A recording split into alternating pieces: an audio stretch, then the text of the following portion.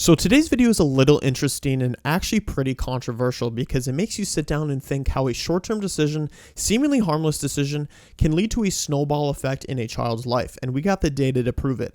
The situation was a 4-year-old boy wanted to have a pink backpack when going to school, and the mother allowed it. However, the father did not want to allow it because he knows the color pink is associated as being feminine, and he didn't want the boy to get bullied. Take a listen. Our little boy is starting reception in September. He has picked his own school bag.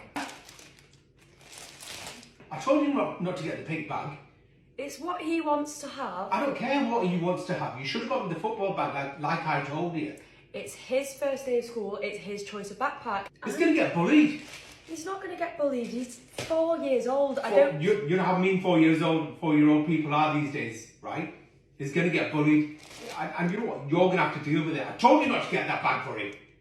He can have whatever he wants. We need to encourage him. No, he can have the football bag. That's what I'm going to get him. You need to take that back and we'll get the football bag for him. He's picked this bag. He's going to have this bag. He's his own person. He's 4 years old. He doesn't know what he wants. He's having the football bag. He's not having the pink bag. I don't care what we say. I don't care what he says. He's not having that bag. All right? And if he gets bullied, it's your fault. I'm not dealing with any of these teachers. You deal with it. All right? I've had enough. I'm going. So my opinion on the situation is the father is absolutely right, and this is when having a mother and father in the household is important because different gender roles do exist, whether the radical feminists want to admit it or not. The mother should be the nurturing one and the father should be the semi-feared one that corrects the life course. And of course there can be deviations, but in general that's how it should be. Obviously with economy as far as providing is concerned for the man aspect, it's nearly impossible for the average American to have just one working partner. But as far as brain structure and temperament are concerned, the differences between men and women are incredibly different. So we should use the benefits of both figures to their advantage.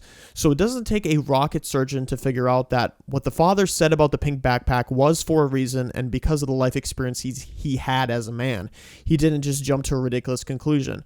The parents are supposed to be the ones that help guide the children through a complicated world and not set them up for failure.